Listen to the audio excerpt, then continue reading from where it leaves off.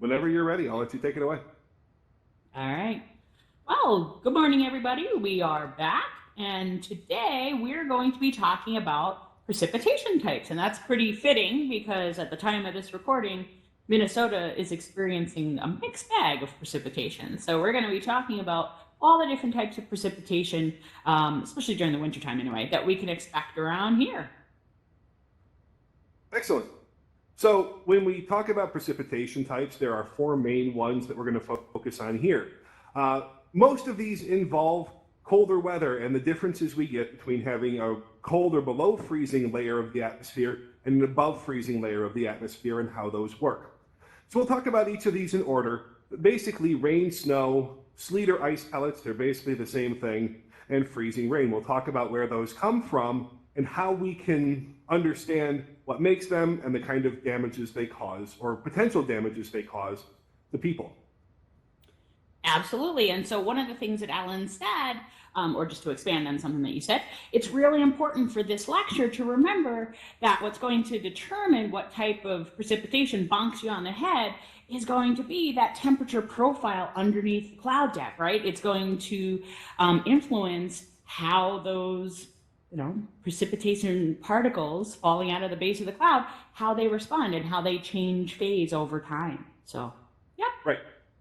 So we'll start with the first one here, and we'll briefly just talk about rain. If you're getting rain, it's not a surprise, fully liquid. Everything is completely melted in a raindrop. But one of the questions we get a lot is, how big can a raindrop get? And this figure here you see on the side of the screen basically is saying that this traditional shape you see here for A, well, that's not really the shape you would expect. It doesn't actually fall that way. So letter B shows that if the raindrop is really, really small, less than 2 millimeters, what you've got is a pretty spherical raindrop. But as the raindrop gets bigger, these darker blue arrows around it are showing what air will do as it's falling through the atmosphere. So the raindrop actually flattens out at the bottom as it gets to C and then closer to D size till it takes more of a hamburger bun shape. But if the raindrop gets too big, bigger than about 5 millimeters or so, the drag that comes up here in the middle of the raindrop, that force of the air will actually cause the raindrop to split like you see here in E. So even though people talk about really huge raindrops, they never really get bigger than about 4 or 5 millimeters in practice. Yeah, and remember, the title of the song is Raindrops Keep Falling on My Head, not Teardrops. So that's how I remember that they're not actually teardrop shaped. There you go. All right, you get the next one. Right. You're more of a snow fan than me. Oops. If I could work this, there we go. Yay. All right, so being here in Minnesota, we're pretty familiar with this next type, right? The solid form of precipitation, or, one of the solid forms of precipitation, snow. So snow is what happens when the precipitation falling out of the base of the cloud falls into a temperature profile which is below freezing, all the way down from the base of the cloud down to the ground. And depending on the temperature, actually, the colder it is, the more different the appearances of the snowflakes can be. So as it says up there, I mean, yeah, they can take on lots of different shapes and lots of different sizes, but the key thing to remember here is that this is completely frozen precipitation all the way down. Right. And so rain, completely liquid, snow, completely solid for the vertical temperature profile. The next two get a little bit trickier when we have some combination of liquid or above freezing layer and below freezing layer. So we'll take a look at sleet here. Sleet is this weird thing where you have raindrops that are fully liquid and they refreeze. And so basically what's happening, we'll show this in another figure as well, but basically what's happening is very high up, the precipitation is probably frozen. It's very cold, maybe we're in the cloud itself. As it falls down, it hits a warm layer, melts completely, but if there's a deep layer of cold air near the ground, this layer down here makes the precipitation have enough chance to refreeze, either partly or completely like you see here in this figure. So basically, sleet is frozen balls of ice. There's a question out there. Michaela, what's your question? I was wondering, how large can sleet get?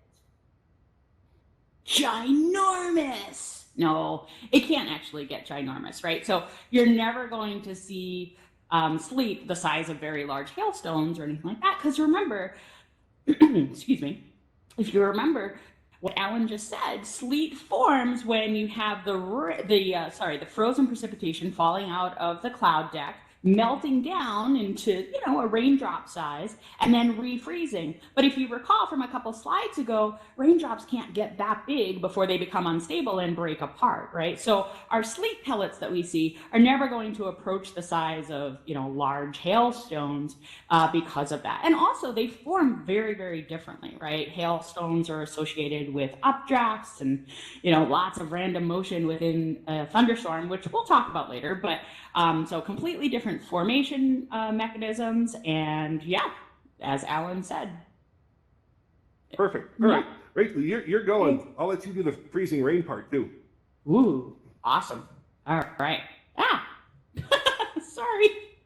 All right.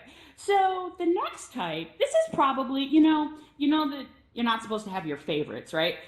This is probably my least favorite type of weather, especially if you're driving in it.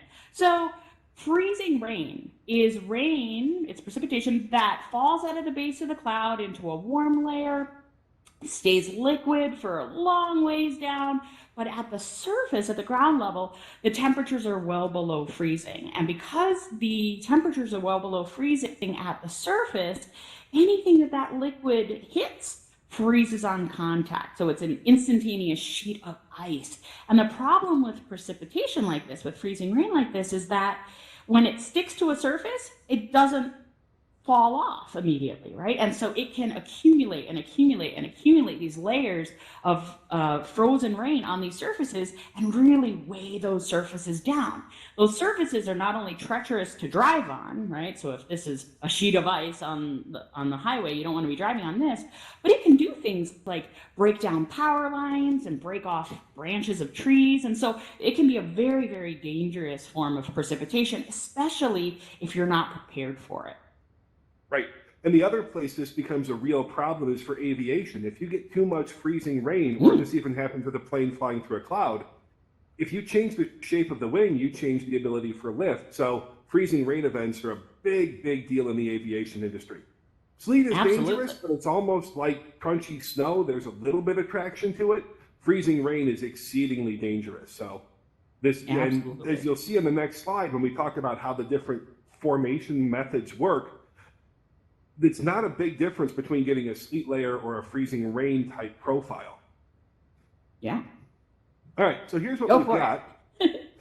Well, I guess we can take them in the order we talked about them. So the rain idea here, I remembered how to do the laser pointer in this. So way up high in the cloud, up higher in the atmosphere, it's very cold. So it starts probably as frozen precipitation, but as long as this red color, the above freezing layer, is deep, the snowflake will melt and it will fall as rain. So it's going to end up hitting the ground as rain.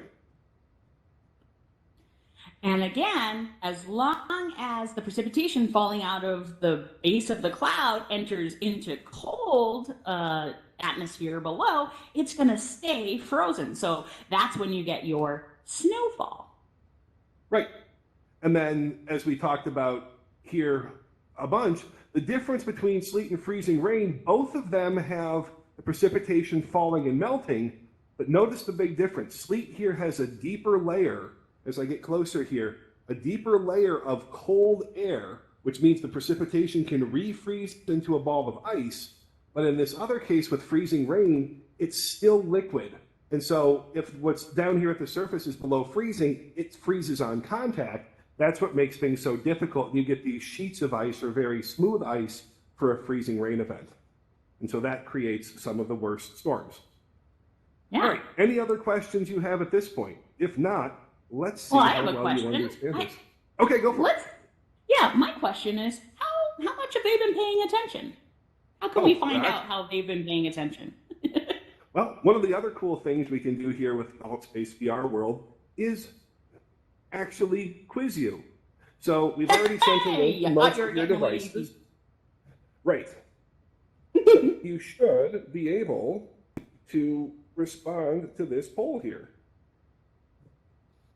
So the question question, just in case you can't see it, is if the entire air column is below freezing, right? The most likely precipitation that you're going to get that's going to bonk you on the nose, or that's going to pile up in your driveway is what? You got a choice from freezing rain, sleet and ice pellets, or snow. So go ahead and lock in your answers. All right, we've got a few of them. Let's see how everybody did here. I will lock the result. Hey, you're making a tornado with your hand. I am making a tornado with my hand. I have to use my phone for controlling the app right now. So everybody thinks the answer is snow. Good job, and you it guys. turns out that is correct. All right, let's try the next question. This one's a little bit trickier. All right. So with this one, you've got an air column that has a melting layer aloft and a deep layer of below freezing air, just and at the surface. So just above and at the surface. So what is that a recipe for? What kind of precipitation are you going to get from that? You've got melting layer aloft and then a deep layer of below freezing at and just above the surface. What's that a recipe for? All right. Lock in your answers and we'll see. Enter your answers now. All right, Rachel, I think most of the people are going to get this one too. I think you taught this well. I think they are a bunch of bright students, so I think you're right. All right. Well, let's see here. We've got a bunch of people in. Let's lock this and look at what people said. All right. Okay.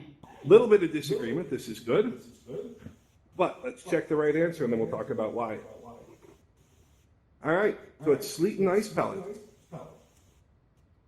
So remember, with freezing rain, sorry, I'm hearing an echo. Let me turn down my mic a little bit. So with freezing rain, you're going to have a deeper layer of warm air and a deeper layer of cold air. Whereas with the sleet and ice pellets, going back to the, wow, I'm going to try this again. So with the freezing rain, you've got a deep layer of the warm air and a kind of a smallish layer of colder air near the surface, right? That's why it stays liquid on the way down and then freezes on contact. With sleet, you have more equal in terms of the depth of the warm layer and the cold layer down below. Right. So when you're thinking about the difference, what we really care about is how deep this cold layer is above the surface. That's the big determining factor between the two. All right. That's what we have for you. Thanks, everybody, for coming today, and we'll talk with you next time. Clap, clap, clap. Yay. All right. Cool. Well, there we go. Thank you, everybody. What'd you think?